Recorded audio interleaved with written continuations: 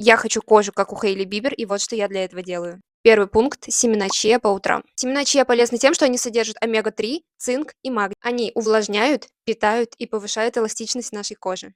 Пункт 2. Я делаю массаж гуаша. Массаж гуаша подтягивает контур нашего лица, расслабляет наши мышцы и работает с лимфой, за счет чего и уменьшаются наши отеки. Пункт 3. Это кубики льда. Тут надо делать все аккуратно, чтобы не навредить коже и не переохладить ее, но в целом лед сужает наши поры, уменьшает отечность и работает с кровообращением, тем самым повышая тонус кожи. Ну и последний пункт – это, конечно же, наше увлажнение. Тут я остановилась на креме, который содержит в себе коллаген и масло ши. Коллаген разглаживает наши неровности и заполняет гусиные лапки. Со временем наши морщинки визуально уже не так видны. Масло ши уменьшает наше воспаление и шелушение и также служит барьером от ультрафиолетовых лучей, которые для нашей кожи вообще не полезны. Девчонки, в комментариях, пожалуйста, поделитесь своими любимыми советами, которые помогают приблизить вашу кожу к идеалу, а артикул на свой крем я оставила в описании, но копируйте с 2 W, чтобы не нарваться на подделку.